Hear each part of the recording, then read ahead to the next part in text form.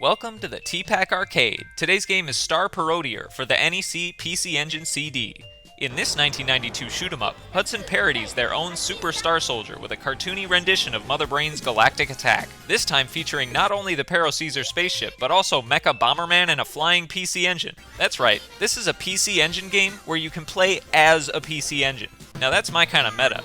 So the gameplay here follows a basic space shooter format. There are 8 levels, each divided into a primary section, a mid-boss, a secondary section, and a stage boss. And every one of them has a unique theme, from magic carnivals, to winter wonderlands, to ancient Egyptian alien tombs, to, whatever stage 1 is. Some kind of bubble castle pirate train station in the sky, with rainbows. It doesn't make a whole lot of sense when you try to articulate it, but visually, it all just fits somehow. Stage 6 is even a direct homage to Super Star Soldier in the first half and Bomberman in the second, right down to the terrain and enemies. Which brings me to the most novel aspect of Star Parodier, the selectable characters. As I mentioned earlier, you can play as the Parodier spaceship, Bomberman, or a PC engine. But it isn't just an aesthetic choice. The 3 different power-up icons, red, blue, and yellow, equip different weapons depending on who you're playing as. The Parodier has typical spaceship cannons and lasers, the PC engine has homing missiles and CDs, which tickles me with just how clever it is considering this is a disc-based game to begin with. And Bomberman's weapon loadout is, wait for it, bombs. Oh, and I have to mention that the power-up icons themselves are tailored to the characters too. The PC engine upgrades are tiny floating hue cards. I still can't get over the whole idea of a game console playing a game where you play as the game console.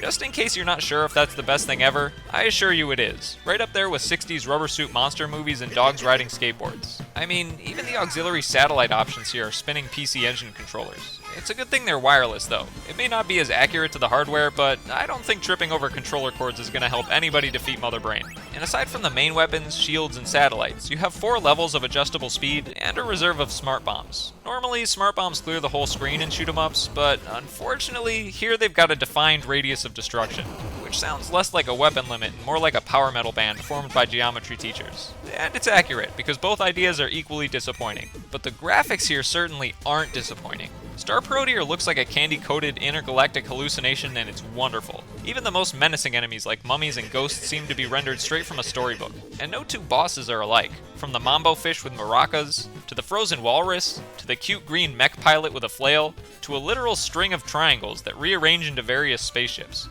Oh, and evil Bomberman himself. Just in case Star Parodier wasn't meta enough already, you can fight Bomberman with Bomberman in a game that isn't even Bomberman.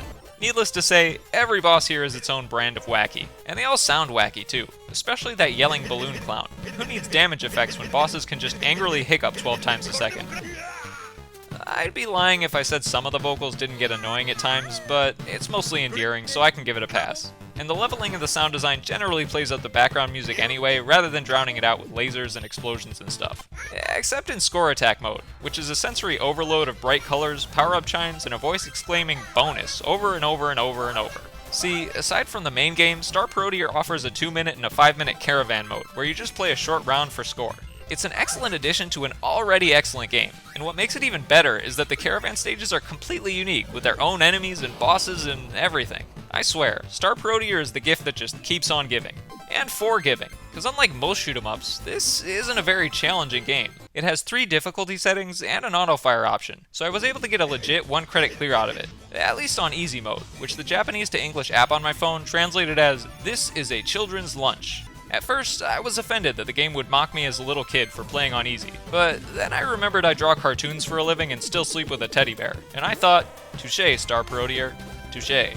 My favorite part of this game, as if I even need to highlight it again, is that it's a PC engine game where you can play as a PC engine. I realize that's just about as goofy as washing a bar of soap with a bar of soap, but that's exactly why I love it so much. And if I could change one thing here, I'd maybe level out the power-ups a bit. There was generally one upgrade that severely outperformed the others for every character, and it took away the incentive to experiment with different ones. For example, as much as I love the CD spread shot in theory, the homing missiles were just too powerful to ignore. Overall, Star Parodier could have been a derivative, incoherent mess of Hudson properties, but instead it's a delightful game that's greater than the sum of its parts, and may very well be my favorite shoot-'em-up of all time, or at the very least, my favorite PC Engine game to feature a PC engine.